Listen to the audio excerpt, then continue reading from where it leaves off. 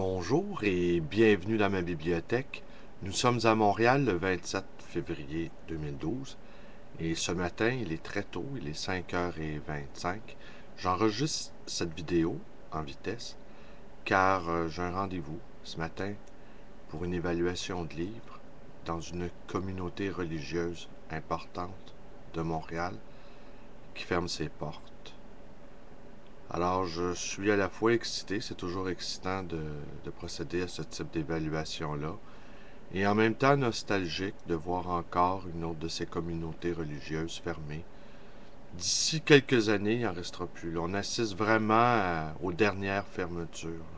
Les bâtiments sont vendus, les biens sont également vendus, les bibliothèques sont dispersées.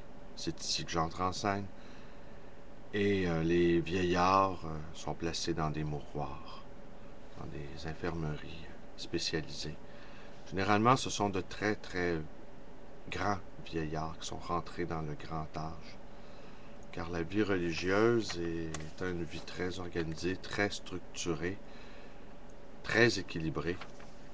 Alors on peut vivre vieux. Et ça me rend triste. Ça me rend triste de voir ces lieux-là disparaître. C'est un pan de notre histoire qui va bientôt être complètement effacé.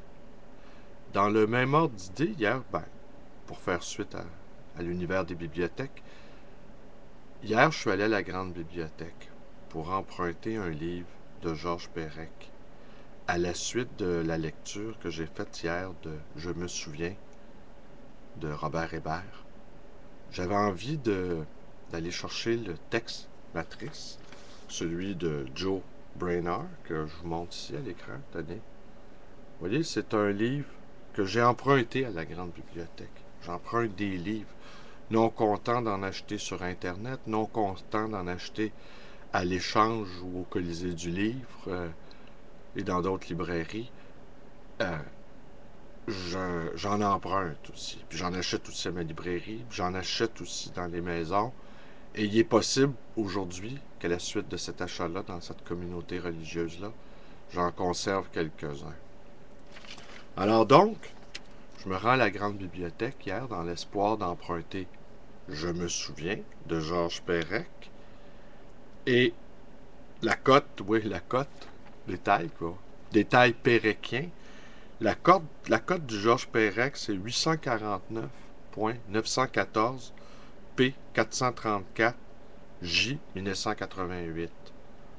Alors, j'avais vérifié auparavant s'il était disponible sur leur site et pas là. De même qu'il y avait au moins 3-4 livres, il y avait un espace sur les rayons.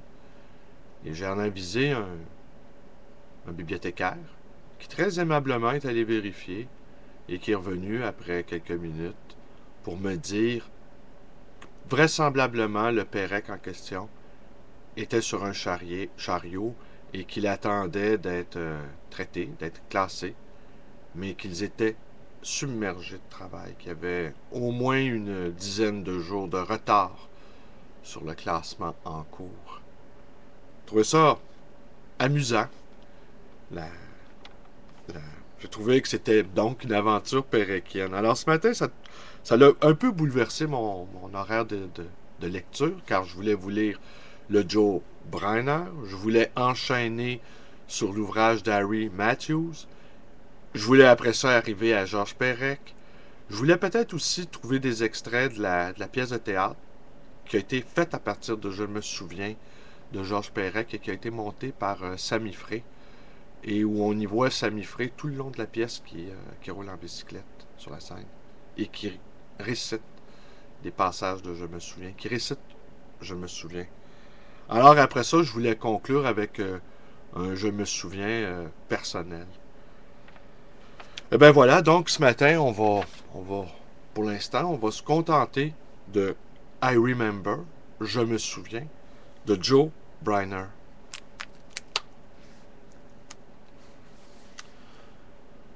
Je me souviens du pain blanc, de la croûte que j'arrachais et de la partie centrale que je roulais en boule pour la manger. Je me souviens des clochettes.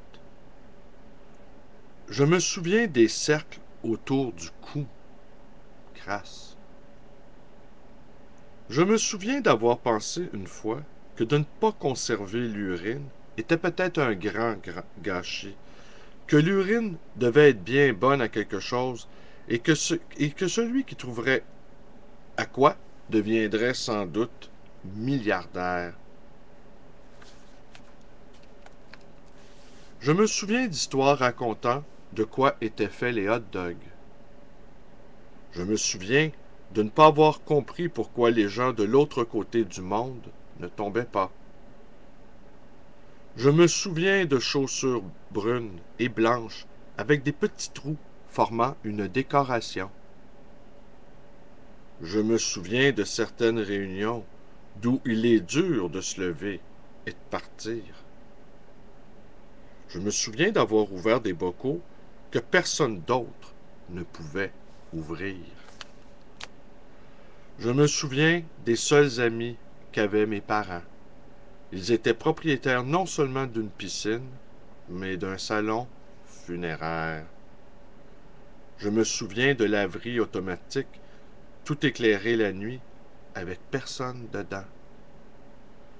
Je me souviens d'une boutique catholique, très propre, de livres et de cadeaux, mais où il n'y avait pratiquement rien à acheter. Je me souviens d'avoir fait des glaces à la maison. Je me souviens que je préférais les glaces achetées en magasin. Je me souviens de vitrines où étaient exposées des fournitures de l'hôpital.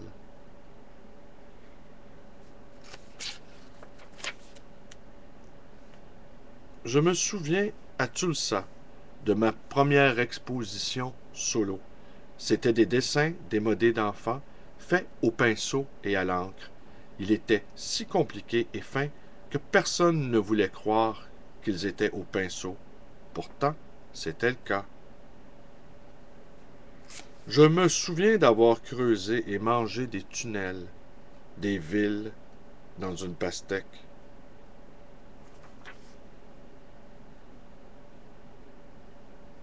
Je me souviens des jupes de feutrine décorées de petits caniches en feutre découpé, dont parfois les colliers étaient en pierres précieuses.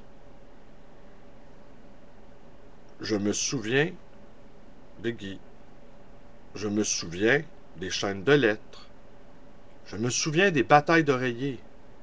Je me souviens de ma surprise de voir à quel point l'automne peut être réellement jaune et rouge. Je me souviens des lumières d'arbres de Noël se reflétant au plafond. Je me souviens des cartes de Noël que mes parents recevaient de gens auxquels ils oubliaient d'en envoyer. Je me souviens de la poubelle que je sortais. Je me souviens du papier sulfurisé. Je me souviens des bongos. Je me souviens des bougies dans les bouteilles de vin. Je me souviens de la première fois que j'ai vu la mer. J'ai sauté aussitôt dans les vagues qui m'ont tiré au fond, roulé et restitué sur le sable. Je me souviens des grands postes de radio marron. Je me souviens de l'huile pour bronzer. Vous la mettez et le soleil disparaît. Je me souviens comme la musique rock peut faire mal.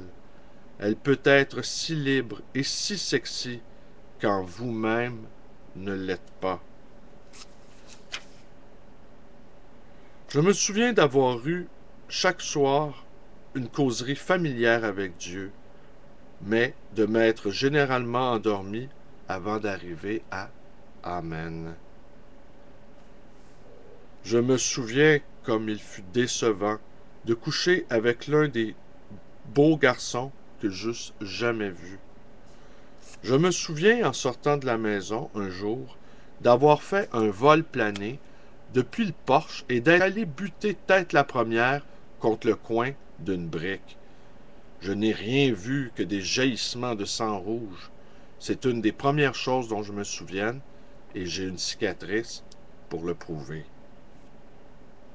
Je me souviens de cette sensation unique quand on enlève la crasse du nombril.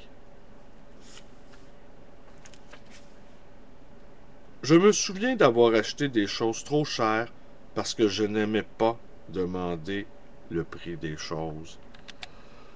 Ben moi, je dois me souvenir que je dois me dépêcher parce que j'ai mon rendez-vous. Donc, si mes vidéos vous plaisent, n'oubliez pas de vous souvenir que vous pouvez vous y abonner à ma chaîne YouTube B.